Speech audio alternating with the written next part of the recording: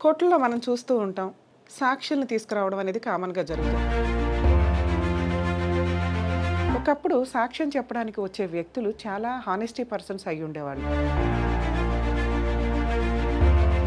ఒకప్పుడు కోర్టుకొచ్చి నిజం చెప్పడానికి కూడా భయపడే సందర్భాల నుంచి ఎప్పుడైతే కేసు గెలిచారో, ఆ కంప్లెయింట్ ఇచ్చిన వ్యక్తి మీద, ఆ తప్పుడు సాక్ష్యం చెప్పిన వ్యక్తుల మీద బిఎన్ఎస్ యాక్ట్ 227 ప్రకారం giving false evidence in police stations and honourable కోర్ట్స్‌లో కనుక ఇస్తే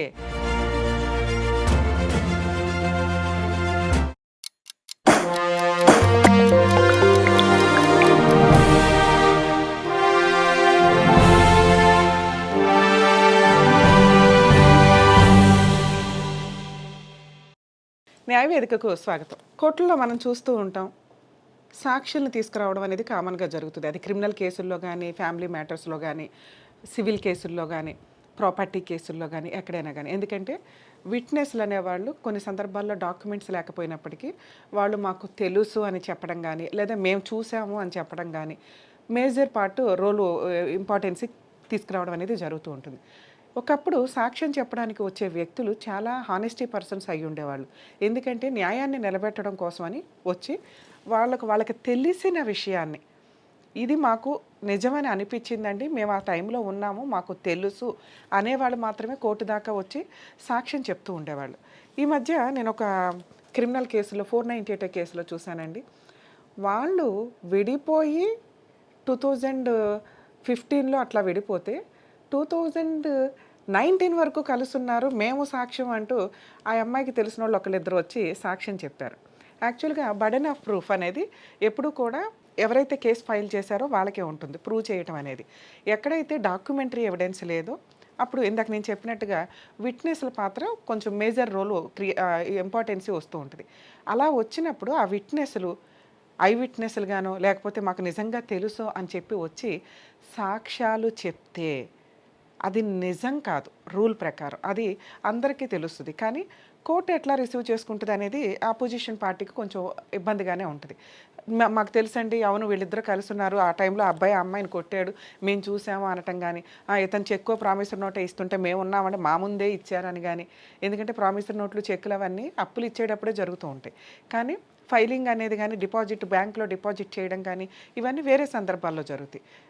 షూరిటీగా ఇచ్చిన ఆ చెక్‌ని అతను డిఫాల్ట్ అయితే కనుక ఎవరైతే డబ్బిచ్చాడో ఆ వ్యక్తి చెక్ ప్రెజెంట్ చేసుకోవడం ఉంటుంది. కానీ చెక్ ప్రెజెంట్‌తో పాటు ఒకవేళ ఆన్‌లైన్ ట్రాన్సాక్షన్ లేకపోతే విట్నెస్‌ల కింద వాళ్ళ ఫ్రెండ్స్‌ని ఎవరినో ఒకళ్ళని పెట్టుకుంటూ ఉంటారు. ఇక వాళ్ళొచ్చి చెప్తారు, మా ముందే ఇచ్చాడండి చెక్కు, ఇట్లా ప్రెజెంట్ చేశారు, ఆ టైంకి ఇతనెళ్ళి అడగటం, నా ముందు ప్రామిసరీ నోట్ రాయటం మేము చూసాము అని ఇట్లా. అలాగే ప్రాపర్టీ కేసుల్లో కూడా అంతే. వీళ్ళ నాన్నగారు ఇలా చేస్తుంటే మేమున్నాం, ఈయన దగ్గర ఒక 20,00,000 అప్పు తీసుకుంటుంటే మేమున్నాం అంటూ ఐ విట్నెస్‌ల పాత్ర ఈ మధ్య చాలా ఎక్కువగా నడుస్తుంది కోర్ట్స్‌లో. ఒకప్పుడు కోర్టుకొచ్చి నిజం చెప్పడానికి కూడా భయపడే సందర్భాల నుంచి అబద్ధం చెప్పడానికి వస్తున్న సందర్భాలు చాలా ఎక్కువగా పెరిగిపోయినాయి. మరి ఇట్లా గివింగ్ ఫాల్స్ ఎవిడెన్స్ పోలీస్ స్టేషన్‌లో గానీ, కోర్ట్స్‌లో గానీ, ఇటువంటి వ్యక్తులు సాక్ష్యం చెప్పిన తర్వాత ఒకవేళ అపోజిషన్ పార్టీ ఆ కేసు గెలిస్తే ఓకే. ఎందుకంటే వీళ్ళ సాక్ష్యం చెప్పడానికి వచ్చినా ఆ కేసు పెద్దగా ప్రూవ్ అవ్వలేదు, కరెక్ట్ సాక్ష్యం కాదు.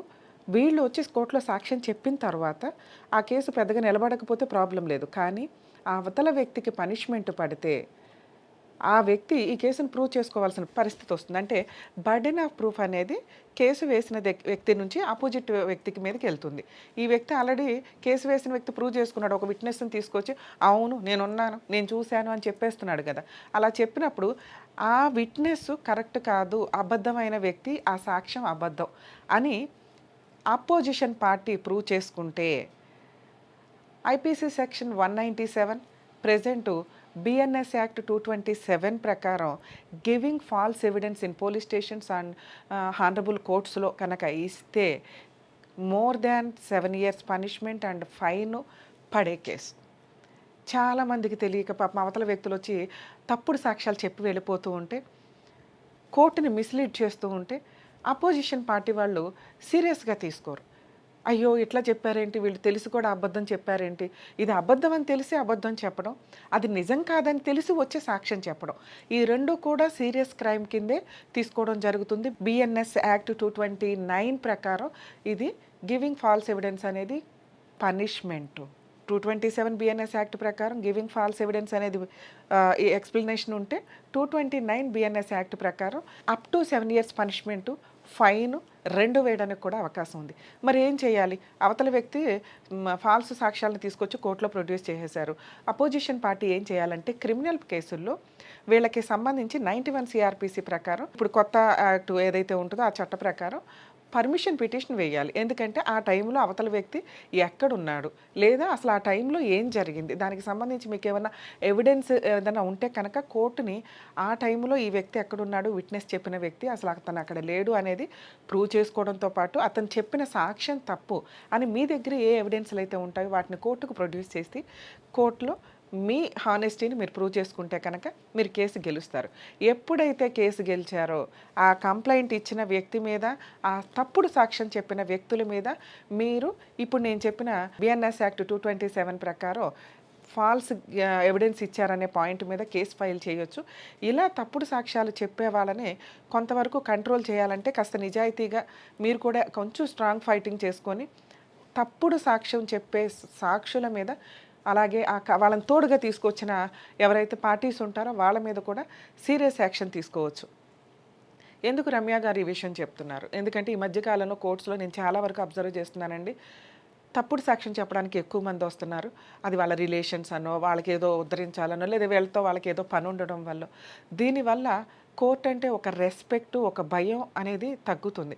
వచ్చి ఎవరిమన్నా కోర్టు ముందు డ్రామా ఆడేసి వెళ్ళిపోతామంటే వాల్యుబుల్ కోర్టు యొక్క టైం వేస్ట్ అవడంతో పాటు అరే కోర్టుని మనం సాక్ష్యంతో అట్టు ఇట్టు చేసాంరా అనే ఒక లుక్ అనేది ఏర్పడుతుందేమో అని నా భయం. ఎందుకంటే అడ్వకేట్ ప్రొఫెషన్ అని కానీ లీగాలిటీ కానీ అన్యాయం జరిగిన వ్యక్తికి ప్రొటెక్షన్ ఇవ్వడానికి, అలాగే తప్పు చేసిన వ్యక్తికి పనిష్మెంట్ ఇవ్వడానికి ఒక సుపీరియర్ పొజిషన్లో ఉన్న జ్యుడిషియరీ.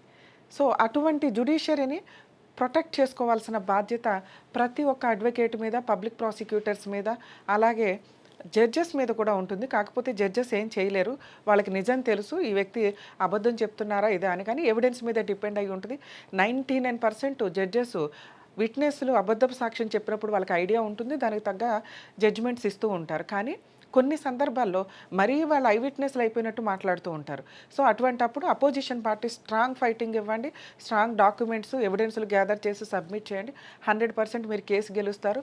ఇలా తప్పుడు సాక్ష్యం చెప్పిన వ్యక్తులు, చెప్పించిన వ్యక్తుల మీద తర్వాత కేసు ఫైల్ చేయండి. ఇది నా రిక్వెస్ట్. ఎందుకంటే ఖచ్చితంగా తప్పుడు సాక్ష్యం చెప్పడానికి 99% జనాలు తగ్గుతారు భవిష్యత్తులో.